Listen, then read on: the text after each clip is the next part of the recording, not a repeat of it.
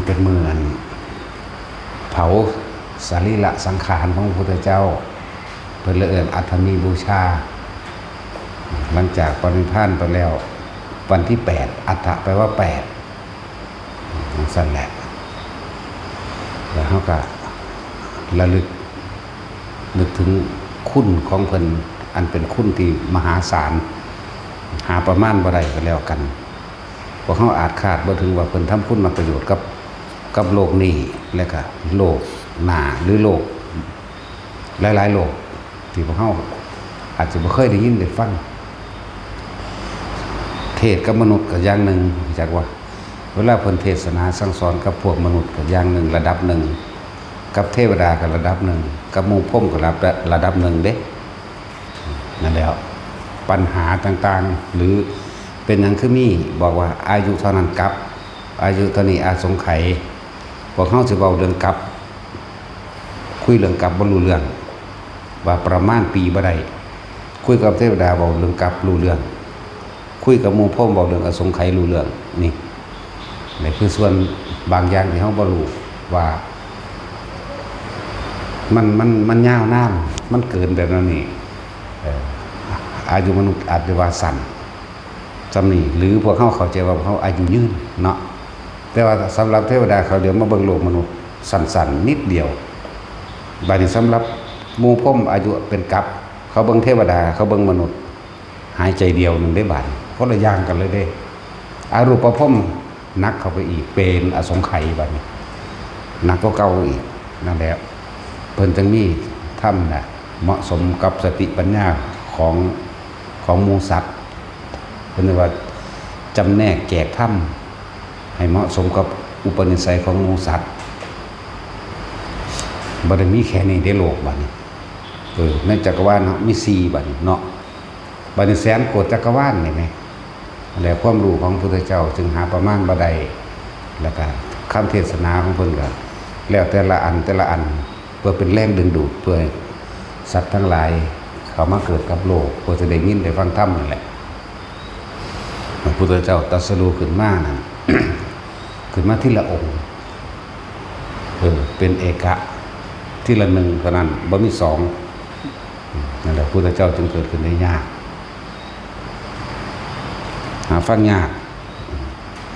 ฟังธรรมะแบบนี้ส่วนมากเขาไม่เหมือนแต่ว่าเขาพาสร้างเนาะขอความร่ำรวยขออายุยืนขอบ่เก็บบ่ปวดบ่ป่วยขอให้ลูกเต้าสมหวังเป็นเศรษฐีมีชีวิตเป็นสุขในโลกนี้บ่มีดอกคำว่าสุขหรือโลกได้ก็สร้างขึ้นชื่อว่าเกิดแล้วบ่มีคำว่าสุขดอกมีแต่ทุกข์เกิดแล้วก็ทุกข์ดับทุกข์ดับแล้วก็ทุกข์เกิดมันสั้นแหละ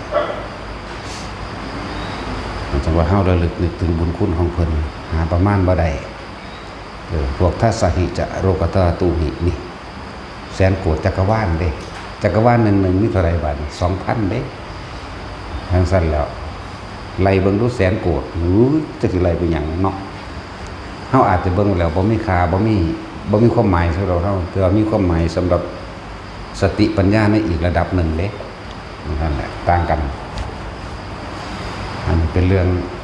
ไกลตัวเฮาเกินไปเป็นเรื่องอจินไตยบ่สมควรคิดก็ถือแต่คนเฮามันคือเพิ่นจำแนกแจกธรรมต่างๆให้เป็นไปตามอุปนิสัยและระดับสติปัญญาของหมู่สัตว์นี่ก็อย่างหนึ่งสั่นอจินไตยอย่างหนึ่งคนเฮาเป็นหยังคือเกิดมามีความจนมีความรวยบ่เสมอกันบางคนก็อายุสั้นบางคนก็อายุยืนบางคนก็เฮ็ดอีหยังเล็กๆน้อยๆนิดๆหน่อยๆเป็นเงินเป็นทองสมหวังกันมาบางคนเฮ็ดแทบตายก็บ่ได้อีหยังมีแต่ขาดทุนมีแต่เขาเขาโกงจักบ่ล่ะนั่นแหละหลายอย่างที่พวกเขาบ่เข้าใจคือเคยว่าคนเป็นหมดบุญเป็นจังไดเนาะบางคนลงทุนเขาทำงานทุ่มเทเต็มที่แต่มีแต่การขาดทุนและขาดทุนเฮ็ดหยังก็บ่ได้ประสมหวังเพราะว่าคัดขวางการให้ท่านเขาขวางลาภผู้อื่นก็มีเด้คือว่าเขาสิไปท่านมองหันมองนี่คือ ได้ไปทำบุญทำทานกับเพิ่นจักพันดอกเว้ยอุ้ยให้ยังหลายกระดอแท้นี่แหละเด้อเหตุอันนึงที่เจ้าของบ่สมหวัง100ก็พอเด้อภาษาจังสัตว์นี่เลิ่นว่าขวางราบเราผลกรรมกลับขึ้นมาหาเจ้าของได้บัดนี้เฮ็ดอีหยังก็มีแต่ขาดทุนหรือว่าบัดนี้ไปซอยอันงานบางหันบางนี้ก็น่าโอ้ยสิไปให้มันได้หยังเด้นี่ตัวเองได้เป็นคนที่บ่มีคนซอยเจ้าของเองนี่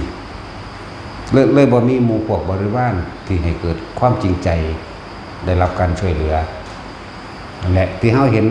ยาจกวานิพกขอทานหรือลูกกำพร้าหรือคนพิการที่ถูกรังแกถูกตีถูกทำลายต่างๆนานาสารพัดล้วนแล้วแต่เฮาเห็นปลายเหตุมันเด้ต้นเหตุมันก็สมควรแล้วนี่แต่เฮาเห็นต้นเหตุมันอุ้ยมันจังสั่นจังซี่นะหรือว่าเด้มีแค่ปลายเหตุเด้อเดี๋ยวเห็นคนพิการถูกรังแกถูกยิงถูกฆ่าถูกสารพัดที่เอาเปรียบถูกคดโกงคือเขาโกงเงินคนพิการนี่ตาบอดกระเป๋าของมันเนาะแขนขาพิการกระเป๋าของมันเนาะกับมันโกงมาก่อนนั่นแหละเมื่อมันเบิดฤทธิ์เบิดเดชเบิดบุญก็ว่านี่ไงว่าล่ะเขาก็เอาขึ้นในลักษณะนั้นครับบางคนทำมาหากินขยันขันแข็งแต่บ่รวยบางคนบ่เฮ็ดอีหยังดอกนิดๆหน่อยๆกันจับขึ้นเป็นเงินเป็นทองโลดเด้นี่แหละเกิดแล้วแต่เป็นปลายเหตุต้นเหตุมันมากอ่ะคนที่หาอยู่หากินอดอึดอยากทุกข์ยากถือคดถือโกงก็คือเคยขวางเขาเคยขวางเคยโกงแล้วก็บ่คอยมีคนให้ความร่วมมือซอยเหลืออันนั้นอันนี้เพราะว่าไปคัดไปขวางคนเวลาเขาจะไปซอยเหลือกันเหตุการณ์เหตุงานยังยิ่งเป็นงานสาธารณะประโยชน์นี่ฮะห่างคักเด้คือว่าเขาพากันเอามื้อนี้เฮาสิทำความสะอาดริมถนนเนาะทำความสะอาดหรือกุฏิศาลาแล้วเพื่อสิเฮ็ดไม่เนาะจังซี่เวลาถามมีคนสิไปก็ไปขวางเด้เฮ้ยสิแล่นไปเฮ็ดหยังเด้เนี่ยตะคองก็เลยถูกขวางเหมือนกันนี่ก็หลายๆอย่างที่เป็นอจินไตยที่บ่ควรคิดเพิ่นสิว่าเรื่องของกรรมเป็นเรื่องที่บ่สมควรคิดความหมายของเพิ่นให้เอาปัจจุบันนั่นแหละถ้าสิเว้าย่นย่อออกมาให้เข้าใจง่ายก็ดีอดีตมันเป็นสิผ่านไปแล้วก็อาจสามารถแก้ไขยังได้อนาคตก็ยังบ่ทันได้ถึงบ่ควรคำนึงถึงและวาดฝันจินตนาการเป็นการสร้างภพว่าไปฉะนั้นเพิ่นจึงสอนให้เฮาอยู่ในปัจจุบันนั่นแหละที่ว่าเป็นหยังคือว่าคนเป็นเบิดบุญบางคนเด้อเกิดในตระกูลทุกข์ยากและลำบากแต่ว่าในระหว่างกลางคนเกิดเป็นคนร่ำรวยได้จังสิก็มี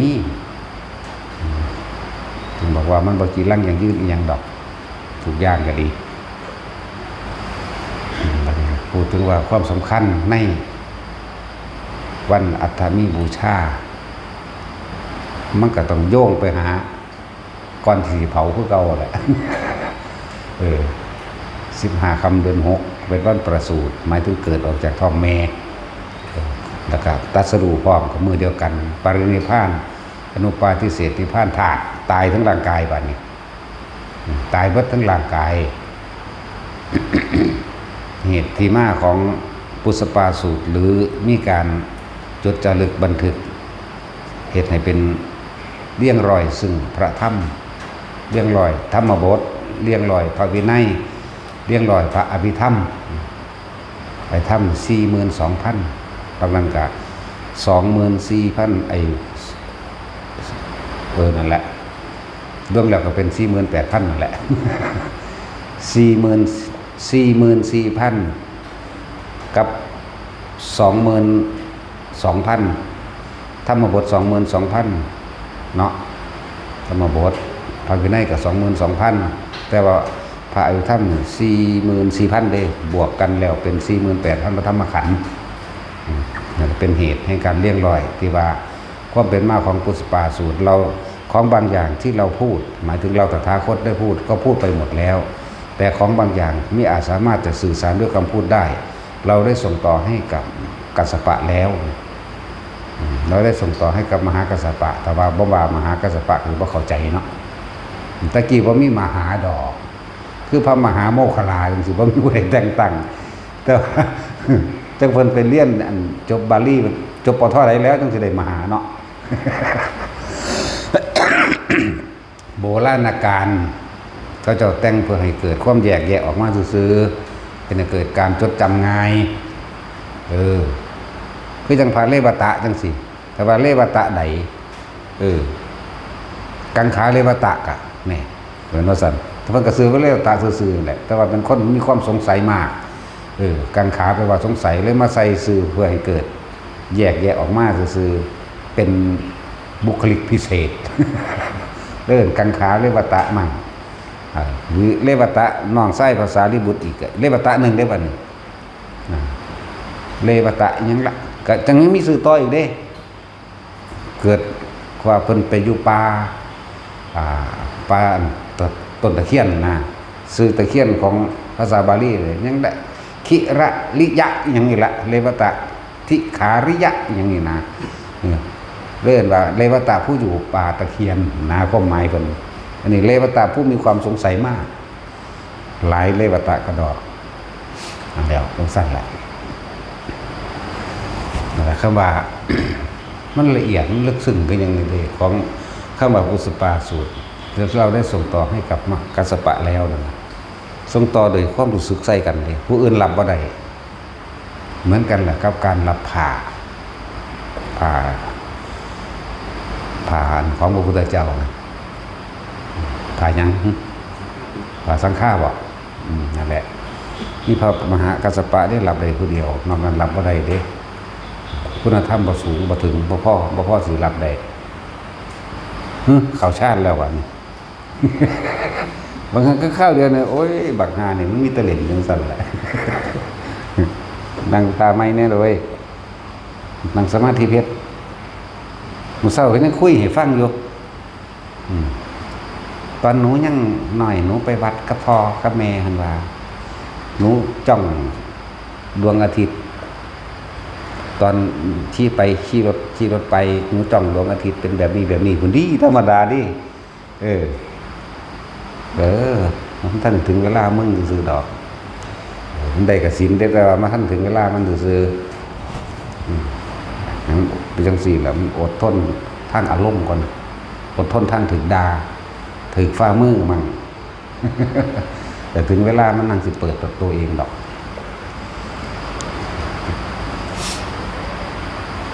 พอกับแม่ยังบ่รู้จักเด้มันจ้องดวงอาทิตย์คือเฮาคนที่ธรรมดาบ่ นั่นมันเป็นตัวเองของมันเลยแหละพวกนี้ก็สะสมมาแต่น้อยนั่นแหละก็พ้นทุกข์แต่น้อยก็ไม่ได้พ้นทุกข์บาดเฒ่าพวกนี้ดอกจักสิพ้นหรือบ่พ้นที่พวกนี้ก็ได้เนาะ จักสิพ้นหรือบ่พ้นดูนั่นแหละสิ่งที่ความสำคัญของพระมหากัสสปะที่เป็นสั่งสมออกมาที่โดดเด่นที่สุดซึ่งเป็นเอตทัคคะอยู่แล้วก็คือตุลงควัต13ข้อมีผู้เดียวเฮ็ดได้สมบูรณ์บริบูรณ์แบบที่สุดที่ก็อย่างหนึ่ง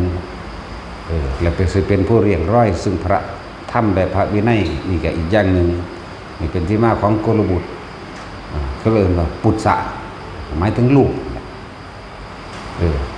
กลบุตรทั้งหลายควรกระทำตามหรือเอาอย่างของพระกัสสปะซึ่งพันธิเลียงร้อยพระธรรมและพระวินัยไว้ในกลบุตรทั้งหลายจึงว่าปุตสปาสูตรนี่แหละที่มาแต่ว่าเคยมีผู้ใดเทศน์ดอกแนวนี้แต่เขานำออกมาเทศน์ให้ฟังซื่อพอของบางอย่างที่มันขาดหายไป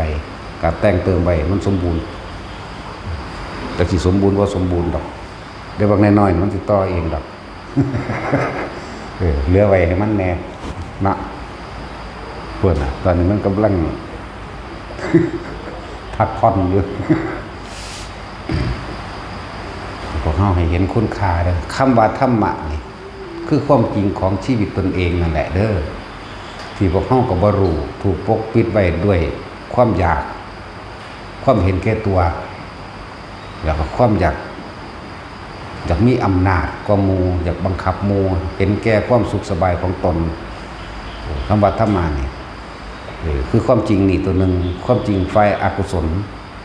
อยากได้อยากดีอยากมีอยากเป็นเฉพาะตนเองอยากมีอำนาจบ่อยากแก่บ่อยากเจ็บบ่อยากปวดบ่อยากตายนี่เฮาบ่รู้การกระทำสิ่งใดไปโดยการข่มเหงรังแกในทางอกุศลทั้งหลายเหล่านั้นเมื่อเรียกว่าบุญมันกำลังหน่อยเอิ้นว่าบ่บุญก็ว่าอกุศลมีกำลังมากกว่ามันก็สิให้ผลพวกเจ้าเองคือพวกเฮาตอนที่กำลังนมอยู่นี่เนาะมีกำลังกล้าอยู่บ่ได้คอยเฮ็ดเวียกเฮ็ดงานเด้เนาะหาเล่นหาเล่งซื่อๆหากินไปมื้อๆบ่พอสิได้เพิ่งพาเด้แต่ว่าขี้คุยโว้โอ้อวดไว้หม่องหันหม่องนี้หลายเวลาการไปต่อมาได้อายุมากขึ้นได้บัดนี้กำลังเบิดคันจักได้อยากดีอยากมีอยากเป็นได้บัดนี้เนาะเฮ็ดเอาว่าซั่นเนี่ยมันซั่นแล้ว เหมือนกันกับคนที่คดโกงได้หลายเมื่อคดโกงได้หลายแล้วเข้าใจว่าตัวเองสิเป็นอมตะ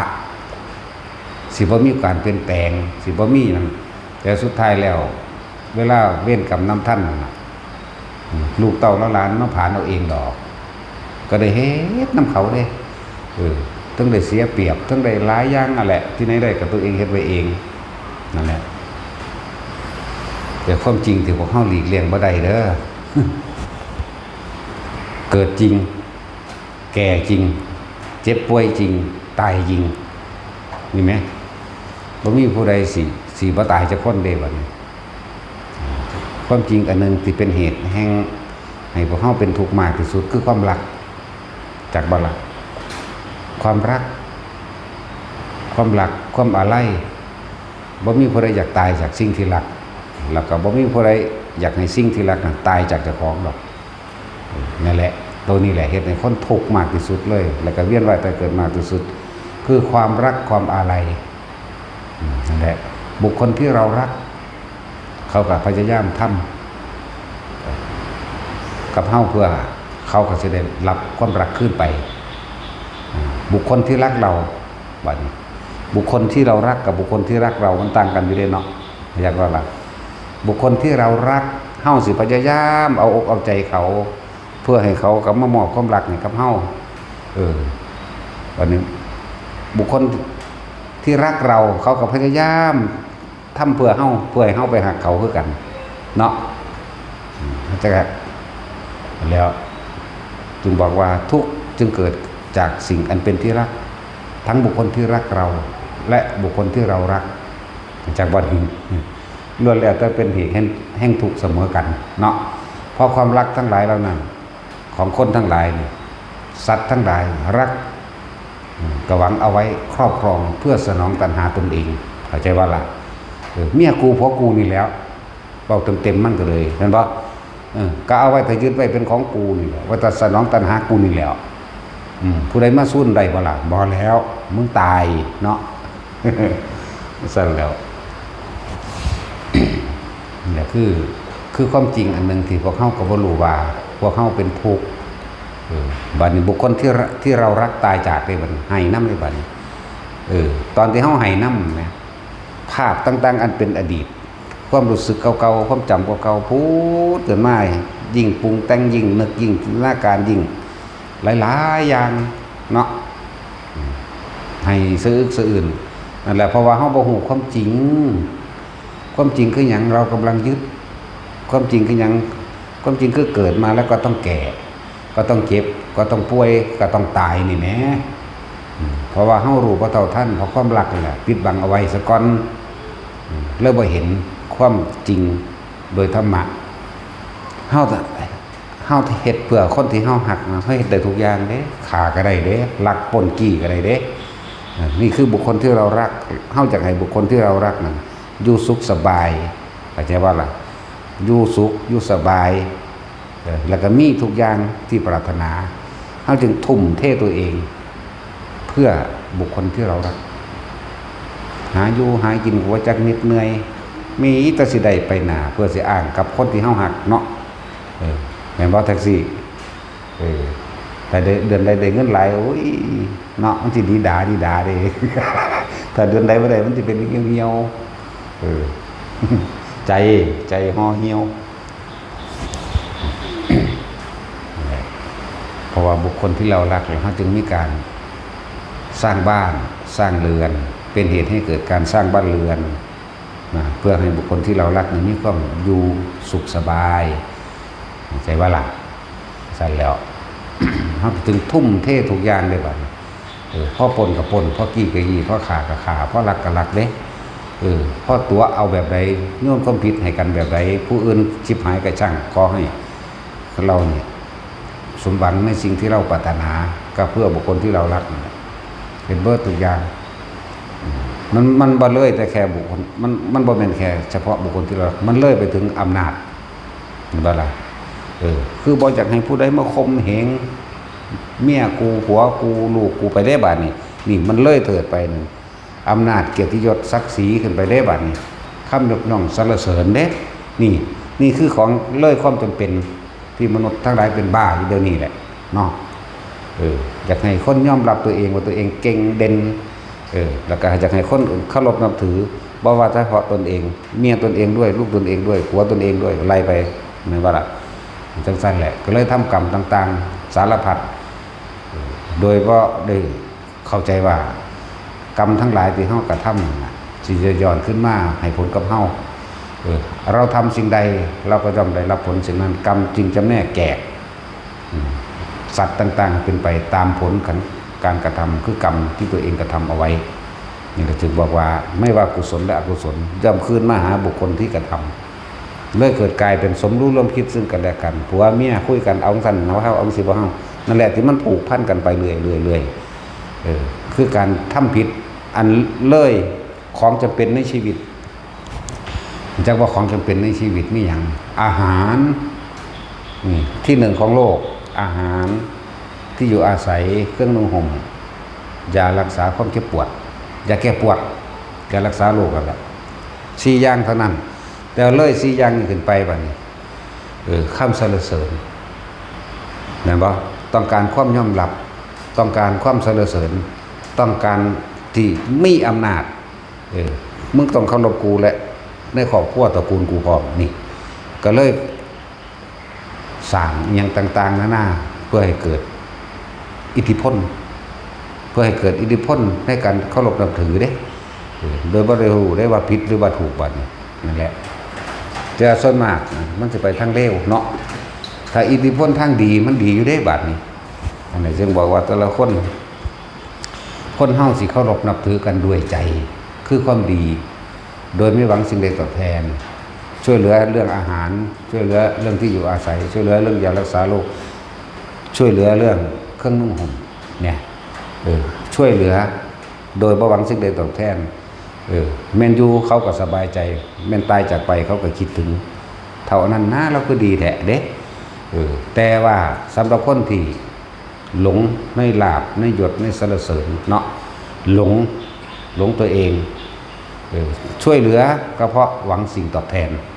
ต่างกันบ่ช่วยเหลือเรื่องเงินช่วยเหลือเรื่องอาหารช่วยเหลือเรื่องคืออยู่อาศัยช่วยเหลือเรื่องยารักษาโรคหรือนำส่งโรงพยาบาลมื้อนี้ก็หวังผลตอบแทนขึ้นมาเด้มันทางมีหรอกแต่เขาเห็นบ่ถูกใจเนี่ยโอ้ยนี่แหละคุณเอ้ยเห็นว่าอีนี่แหละคุณบักนี่แหละคุณกูนี่เฮ็ดน้ำข้นบ่ขึ้นดอกว่าเด้นั่นเรียกว่าหวังสิ่งตอบแทนคนเฮามันรู้ถ้าสัมผัสใจกันได้อยู่ดอกนะว่ามันเป็นจังไดแม่นบ่ล่ะ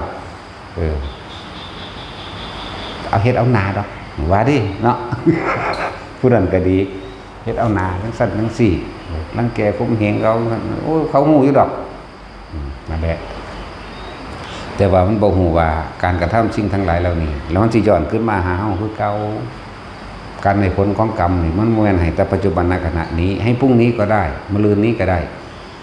พรุ่งแล้วก็เดือนนี้ปีหน้าหรือชาติหน้าและชาติต่อๆไปมันไม่ธรรมดาเด้กรรม10 อย่างเวลามันให้ผลเนาะซั่นแล้วเยอะ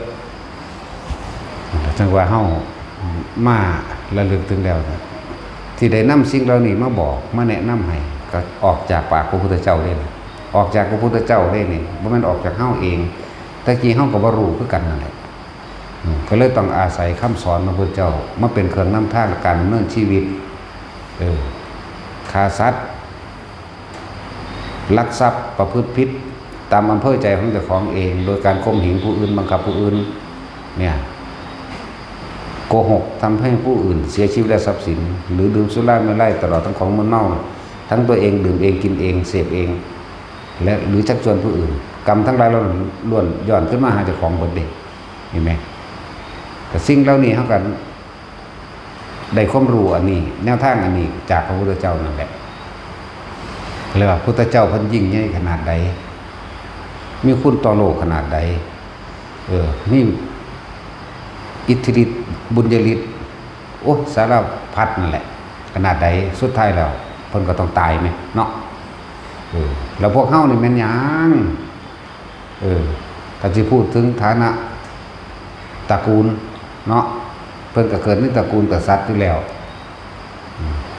อยู่ในฐานะกษัตริย์อยู่แล้วความร่ำรวยของเพิ่นก็เป็นที่หนึ่งของโลกอยู่แล้วไหม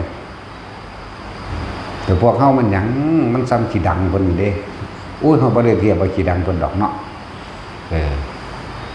ตามธรรมดาแล้วถ้าเพิ่นบ่ออกบวชจะต้องได้เป็นจักรพรรดิแน่นอนเข้าใจว่าล่ะเป็นจักรพรรดิปกครองโลกทั้ง4พุ่นเด้อบ่แม่นปกครองโลกนี่เด้บ่แม่นจักรพรรดิเอามาแต่งตั้งกันเพื่อข่มเหงกันเด้จักรพรรดิญี่ปุ่นจักรพรรดิ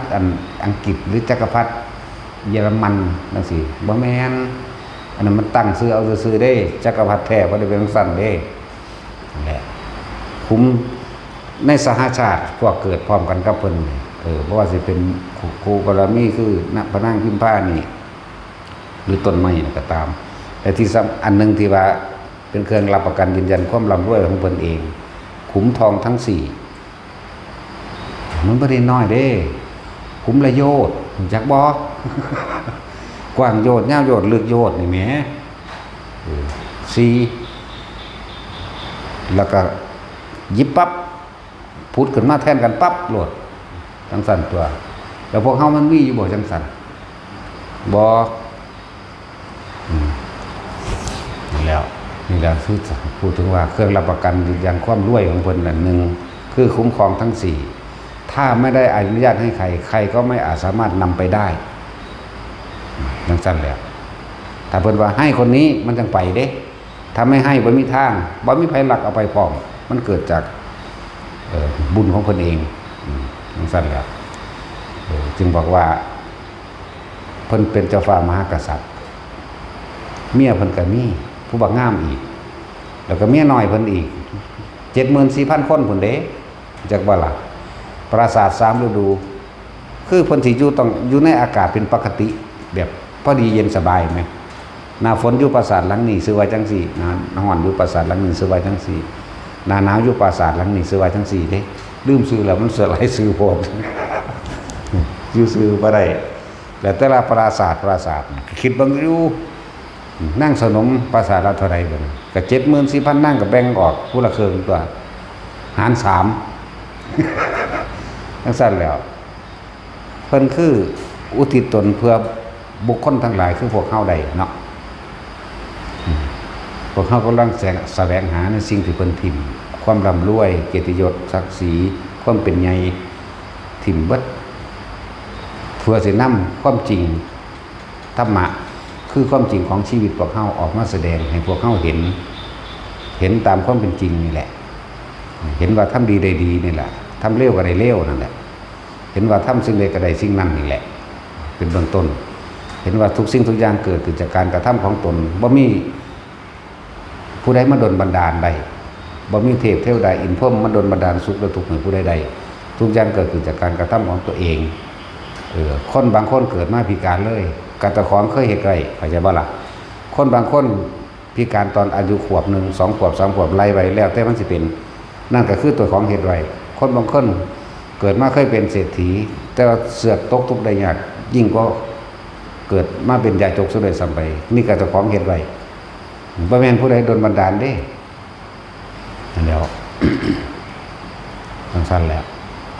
คนบางคนเป็นหยังคือผัวป๋าดูแท้เป็นหยังคือเมียป๋าดูแท้ก็ กับเจ้าของเฮ็ดไว้คือกันนั่นแหละอย่างคือดีหลายอย่างเป็นเรื่องของกรรมอีกแล้วเป็นอจินไตยอีกแล้วจังว่าคือเฮาระลึกนึกถึงว่าเพิ่นยิ่งใหญ่ขนาดนั้น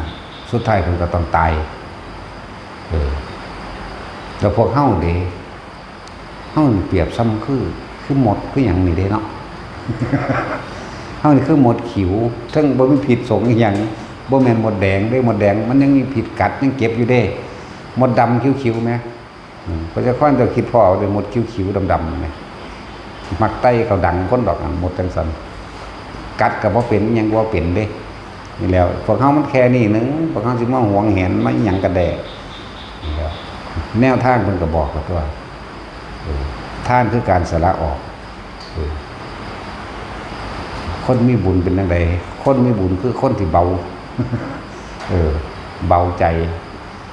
สงบเย็นเบายิ่งสละมากได้มากเท่าไหร่ก็ยิ่งเบาเท่านั้นแหละสบายใจเท่านั้นแหละนี่คือคนมีบุญคนมีบุญคือคนบ่ได้หวงหยังดอกแล้วอย่างสั้นตัวมันก็สอนเป็นตัวท่านเป็นเบื้องต้นศีลเป็นธรรมกลางภาวนาเป็นที่สุดสอนไว้แล้วนั่นแหละบัดนี้พวกเฮานี่ท่านขาดบ่ท่านแลกของบ่ทำเพื่อตนเองนั่นสิหาความเห็นแก่ตัวไปให้หนาอยู่เนาะถ้าเฮาเข้าใจมีความเห็นตามความเป็นจริงว่าถ้าเฮาท่านขาดโดยบ่หวังผลว่าในท่านบ่มีจิตผูกพันในผลในท่านบ่สั่งสมในความอยากได้หยังอยากเป็นหยังบ่เลยท่านคือการเสียสละขาดออกให้เห็นลึกเข้ามาในความเห็นแก่ตัวของตัวเอง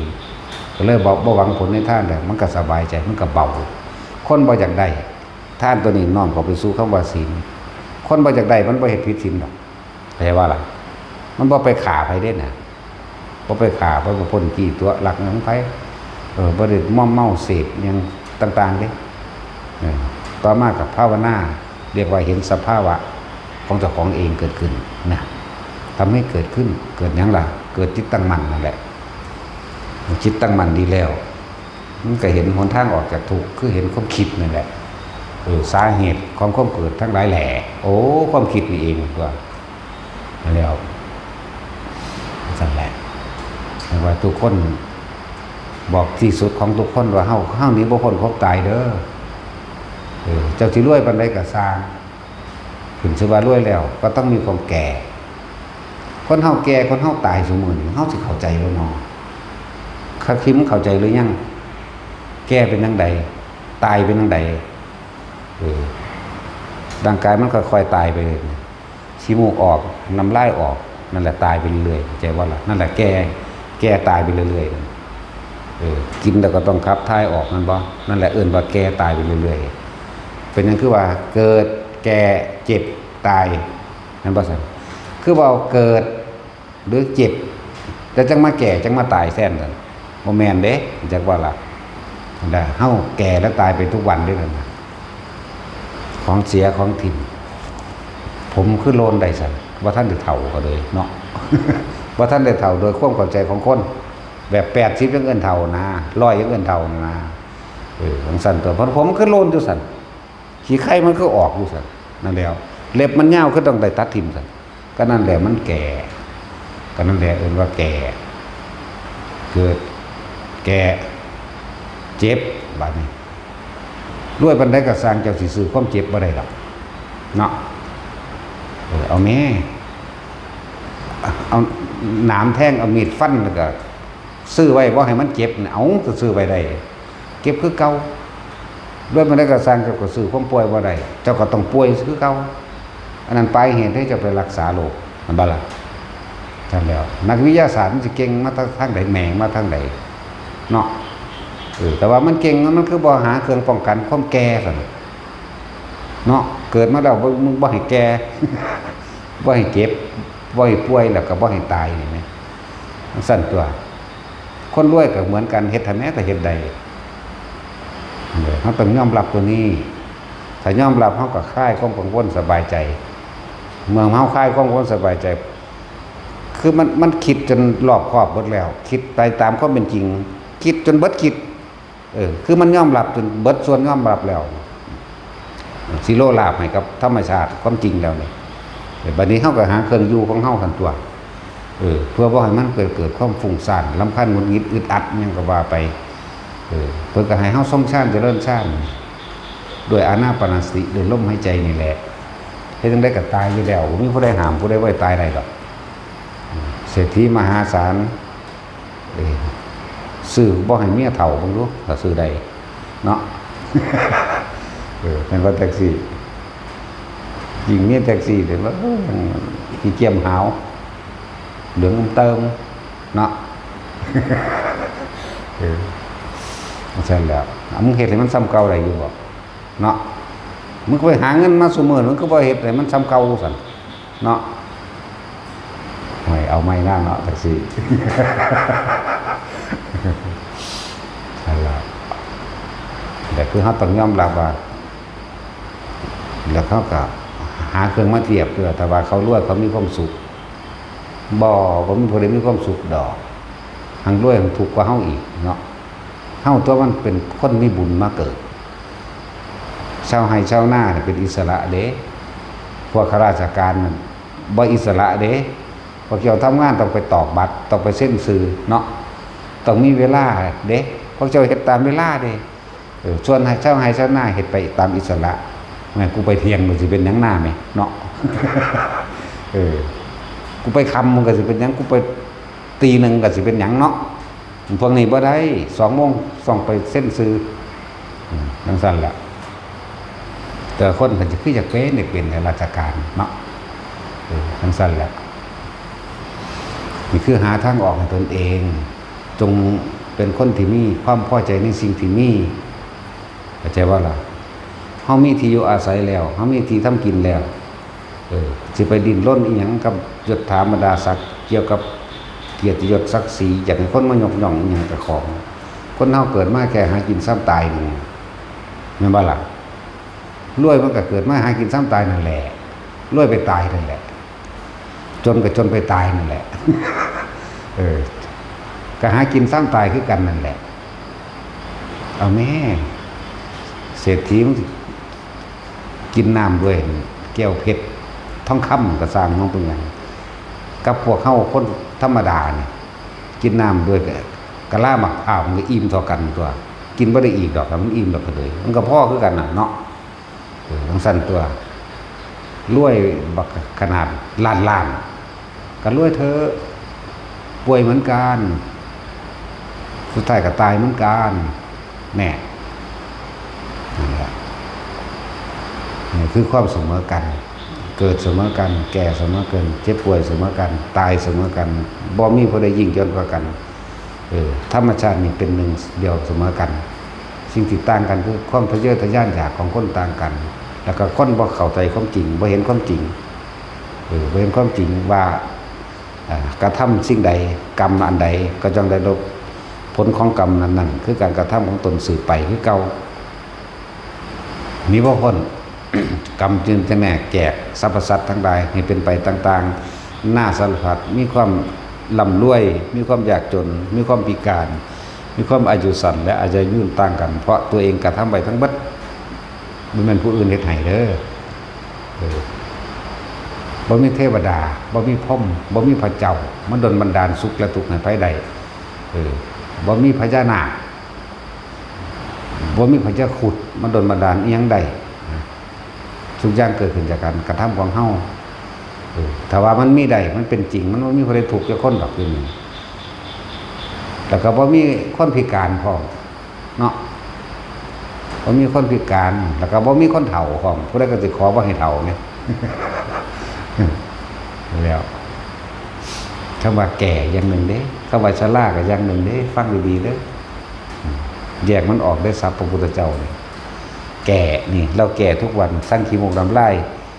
กินแล้วก็ต้องไปขี้ไปเหี่ยวออกไปถ่ายออกนี่เอิ้นว่าแก่ชรา80 90เอิ้นว่าชราเด้อโรคชรา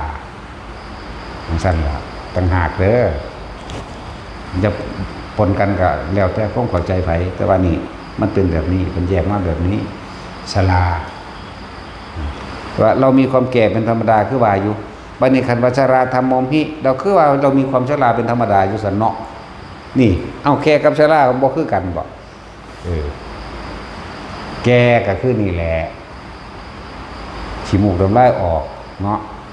ผมมันโลนนี่นะนี่แก่ได้นี่จักว่านี่กินแล้วก็ต้องไปท้ายออกนี่ละเอิ้นว่าแก่อันนั้นคือชราหลังคมหลังคอมนะแขวโลนออกเอิ้นว่าแก่นี่คืออะไร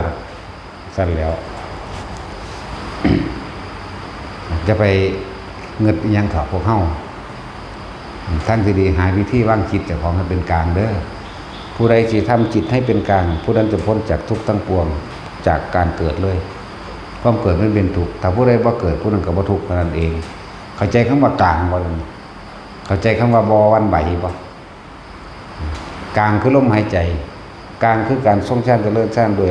อานาปานสติหรือเอาจุดใดจุดหนึ่งเป็นเครื่องอยู่นี่เอิ้นว่ากลางแล้วไผสิเฮ็ดอีหยังมากกระทบกระเทือนอยู่บ่ก็คือแปลว่าบ่หวั่นไหว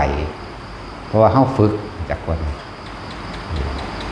นที่อยู่กับลมหายใจตายก็ลมหายใจได้มันบ่มาเกิดดอกคนทรงฌานเจริญฌานมันบ่มาเกิดดอก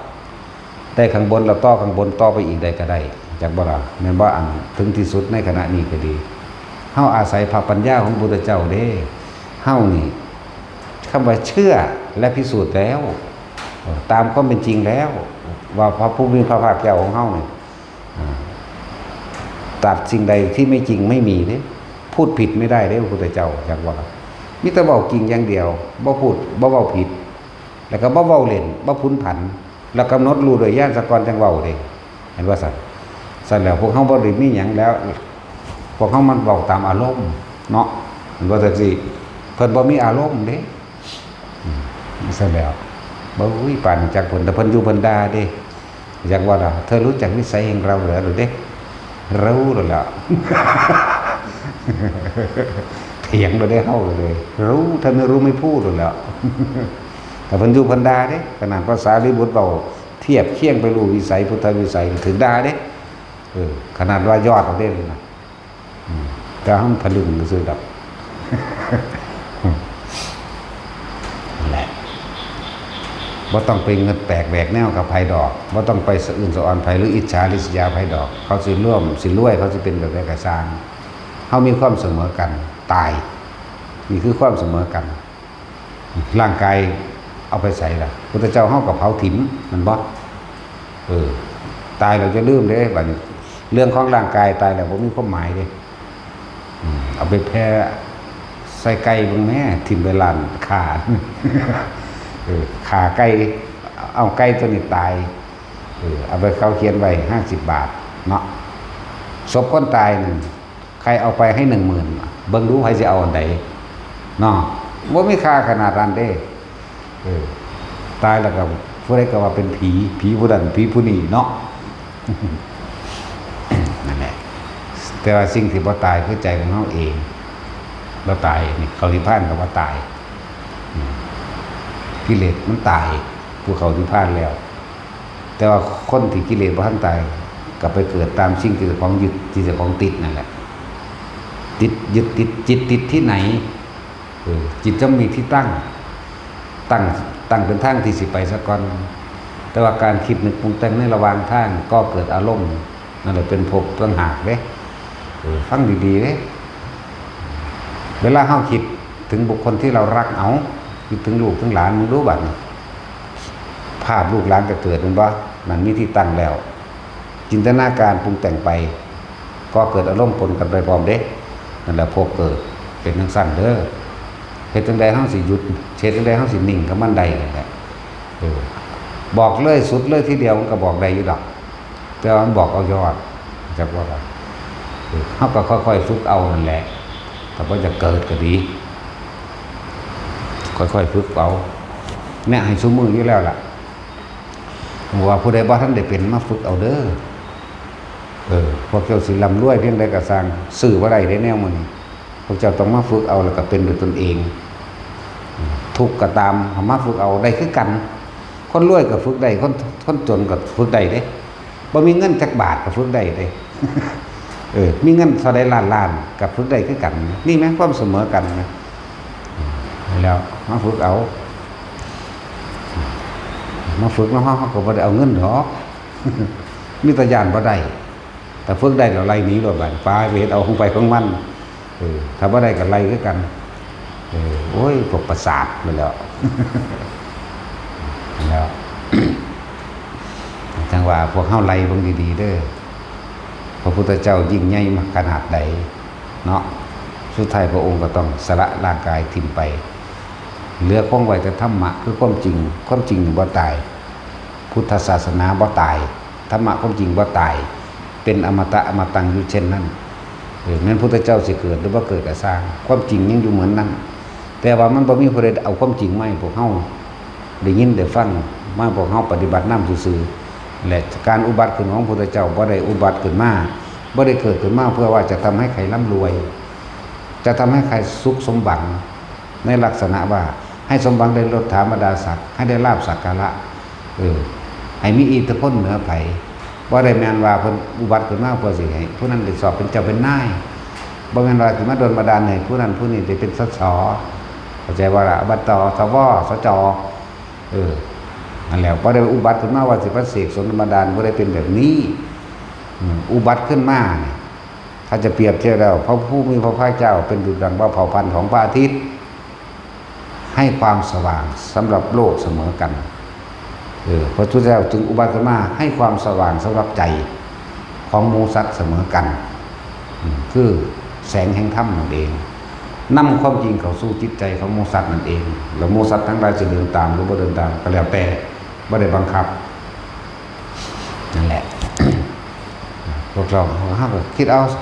จังความสลดสังเวชใจในตนเองเอาเพิ่นยิ่งใหญ่ขนาดนั้นเพิ่นรวยขนาดนั้น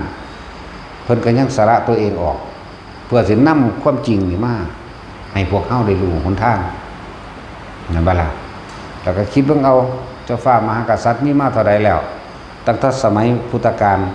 หรือเฮาอ่านประวัตินั่นประวัติเมืองนั้นเมืองนี้ลบล่าฆ่าฟันกันตายกันไปเป็นทอดๆเนาะจังซั่นแล้วบ่มีผู้ใดอยู่คงทนได้ไงคือเจ้าฟ้ามหากษัตริย์เฮาเนี่ยก็ค่อยๆเป็นแต่ละพระองค์ตายไปบัดนี้เฮาอ่านในประวัติต่างๆวรมันที่เท่านั้นเท่านี้ก็ตายไปจนเบิดจนบ่มีวรมันล่ะแน่หาความจริงลังอย่างยืนได้บ่ได้บ่มีหยังกินลังอย่างยืนจักอันจักอย่างดอกอันแล้ววันนี้พวกเฮาหันเข้ามาในตัวเองนั่นแหละหันเข้ามาเบิ่งในตนเองเพิ่งความคิดเจ้าของเองให้มันเป็นคนเฮาส่วนมากก็ทุกข์เพราะว่าความคิดนั่นแหละอันอื่นบ่ทุกข์ปานใดดอกเพราะปันกันเนาะเพราะปันกันแต่หิวมากก็หากินอิ่มได้เสมอกันก็เศร้าอยู่เนาะบ่ว่าคนรวยหิวกินอิ่มแล้วมันก็เศร้าเด้คนจนหิวกินอิ่มก็เศร้าคือกันเด้แต่ว่าที่หิวบ่เป็นบ่พอบ่เศร้าพวกโรคจิตโรควิญญาณโรคทางวิญญาณโรคอิ่มบ่เป็นโรคพ่อบ่เป็นเข้าใจว่าล่ะมันสั้นตัวเรียกว่าฝึกให้ใจฝึกให้จิตมันหยุดมันนิ่งเป็นแนวมันจึงสิเห็นความบ่จีรังอย่างยืนเห็นความบ่เที่ยงของสรรพสิ่งทั้งหลายมีความเกิดเป็นธรรมดามีความแตกดับเป็นธรรมดาจริงๆคนเฮามันฟังเข้าใจอยู่หรอกเกิดมาตายนี่ฟังเข้าใจแต่ว่ามันสิเฮ็ดจังใดสิละความตายใดหมายถึงบ่ย่านตายเฮ็ดจังใดสิละสุขเลยเฮ็ดจังใดจังสิเข้าใจคำว่าละสุขเฮ็ดจังใดเพิ่นก็สอนอยู่เสมอนั่นแหละอานาปานสติอยู่กับลมเด้อทรงชาติเด้อหาเครื่องอยู่เด้อทุกคนต้องวางความปรารถนาให้เบิดบ่ปรารถนาอยากได้หยังบ่เป็นหยังพอเฮาเห็นโทษของความอยากได้และอยากเป็นแล้วแม่นบ่ล่ะแต่สิตะกี้มึงอยากได้เมียมึงเนาะ แต่ละมื้อมึงก็คิดจินตนาการไปเรื่อยเนาะไปจีบเขาได้บัดนี้จังสั่นจังซี่ไปได้บัดนี้เวลาไปจีบมึงเขาว่าขอสิพาเจ้าไปนิพพานได้ก็จะเอากับนข่อยบ่ายจักเทื่ออยู่บ่ มึงคือบวชอยู่ เรื่องสั้นแล้วมันบ่ฮู้นะนั่นคือความบ่รู้อวิชชาบังตาโลกทางวิญญาณโลกทางสัมผัสมันจังว่าล่ะผัสสะทางวิญญาณมันเป็นของมันเองดอกขนาดว่ามีโรงเรียนสอนเนาะแต่จีเมื่อเราไปเรียนโรงเรียนใดอยู่บ่อันเวลาสอนเอากันบ่ได้เรียนเนาะเพิ่งพ่อแม่ผู้ได้สอนอีกเด้มันคือเป็นอะไรเนาะแปลกประหลาดบ่มีโรงเรียนสอนพ่อแม่ก็บ่สอนปู่ย่าตายายก็บ่สอนเห็นว่าซั่นมันคือเฮ็ดเป็นร้อยเฮ็ดเอาอีกต่างหากเด้เนาะไปหาที่มุ่งบังลี่เฮ็ดกันเด้เนาะถ้ามีโรงเรียนเฮาสิไปเป็นครู เนาะตัดสินเฮาว่าตัดสินจะบ่ต้องไปแต่จะเป็นคนขับรถค่อยไปเป็นครูเอง นั่นสร้างสรรค์เลยนี่แปลกประหลาดบ่นี่มันคือเป็นผู้ได้สอนวิทยากรก็เลยได้หลายคนได้วิทยากรสั้นๆแล้วทุกบัดเทา สั้นแล้วบ่มีผู้ใดสอนพ่อแม่ก็บ่สอนลูกมันคือเฮ็ดเป็นเนาะและปัญหาอุปทานความฝันหลากลึกอยู่ในจิตในใจที่พวกเฮาสั่งสมไว้เพราะว่าพวกเฮาบ่เคยเห็นโทษมันกามราคะนี่ความยินดีพอใจนั่นแหละในรูปในรสในกลิ่นในเสียงนั่นแหละรูปร่างลักษณะท่าทางผู้นี้กูมักกูพอใจบ่ได้เกี่ยวกับงามหรือบ่งามเด้ถ้าเราตัดสินใจว่างามของผู้อื่นก็ว่าบ่งามนำก็มีนี่ยังเป็นที่สุดของคำว่าความสวยและความงามคือจังเขาคุยกันเรื่องรูปนั่นแหละเป็นความงามเนาะนี่ก็เถียงบอกว่าแม่นรสเป็นความงามกลิ่นเป็นความงามนั่นนี่เป็นความงามพระพุทธเจ้าบอกว่าความพอใจตัวเดียวร่วมกันเลยเนาะรูปรสกลิ่นเสียงสัมผัสอารมณ์ความรู้สึกลงตรงที่ความรู้สึกว่าพอใจหม่องเดียวเลยเฮ็ดจังใดเฮาสิละความยินดีพอใจในสิ่งทั้งหลายทั้งปวงใดพอใจในรูปลักษณะท่าทางบุคคลสัตว์สิ่งของพอใจในแม้กระทั่งสัมผัสทั้งอากาศร้อนหนาวเย็นแม่นบ่พอใจในหยังต่างๆนั่นแหละเพิ่นเอิ้นว่าผัสสะจักว่าล่ะเห็นได้เฮาสิหยุดผัสสะได้จังซี่นะว่าบอกบาลีมันบ่เข้าใจมันได้หรอกเฮ็ดจังได๋สิเซาคิดได้เอาง่ายๆโลดวิธีเศร้าคิดก็คืออยู่ลมหายใจนะอยู่ในการทรงชาติจับจุดอารมณ์เป็นนั่นแหละ ลืมว่า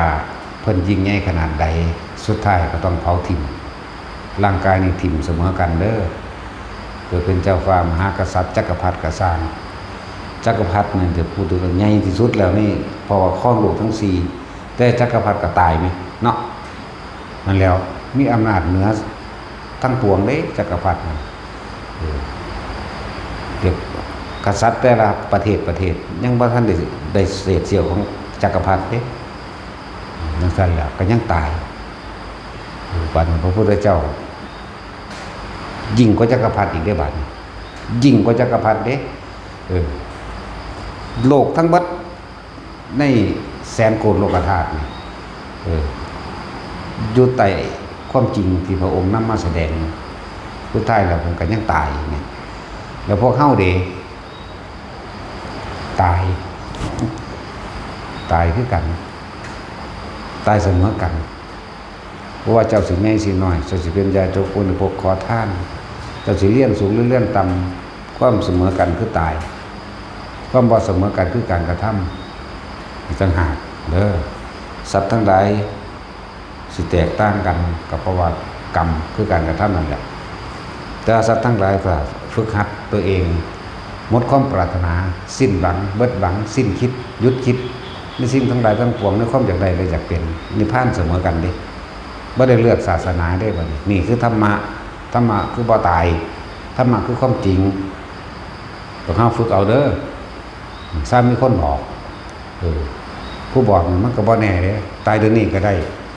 ตายยามใดก็ได้มันบ่มีแนวว่าสิบอกให้ตายเนาะแต่มันตายไปเลยไงแล้วซ้ำมีผู้บอกในเมื่อแต่ของ ฝึกไปแล้วมันต้องบอกผู้อื่นเป็นดอกแนวมื้อนี้เด้อปัญซ้ำมีผู้บอก แต่ว่าเฮาตายแล้วเจ้าของเฮ็ดเป็นแล้วก็เพิ่นสอนผู้อื่นได้บ่เป็นหยังบัดนี้แต่ความตายหรือความบ่ตายมันซื่อๆอยู่บ่ได้มีความคิดเลยบ่มีแนวป้องกันอีก บ่ป้องกันว่ากูต้องบ่ตายกูต้องแบบนั้นบ่มีอิหยังในความคิดสิย่านตายหรือบ่ย่านตายมันก็บ่มีแต่เชื่อว่าถามว่าอยากตายก็อยากอยู่เด้ มีแต่เหลืออย่างเดียวปลดปล่อยเพราะหลักขันธ์5มันเป็นของหนักจักว่าหลักขั้นนี้เขาว่าง่ายๆซะเมื่อได้กระตุกขึ้นมาหาขอกินยังดูเถอะบุ ขั้นกินเขาขั้นอาบน้ำมันห้อนที่ได้อาบเนาะแต่ย่ำหนาวให้แม่บ่เปิดน้ำปันใดเฮา สั้นแล้วมันเหลือภาระเดียวคือกลางกายเท่านั้นเองเดี๋ยวก็ห้อนหาแนวเฮ็ดให้เย็นหิวก็หาแนวบำบัดความหิวบ่ให้หายหิวเด้ชั่วขณะก็หิวไหมเนาะทั้งสั่นตัวเดี๋ยวห่อนเดี๋ยวนายเดี๋ยวหิวเดี๋ยวก็เป็นไข้เป็นหวัดเป็นไอนั่นนี่หาความจริงลังอย่างยืนบ่ได้จักอย่างขนาดอาการต่างๆนี่ก็ดีเลยว่ามันยังเป็นภาระอยู่ทุกข์นี่ก็ทุกข์เฉพาะติดร่างกายแต่ว่าใจบ่ทุกข์ใจบ่มีนั่นแหละเอาสมาทาน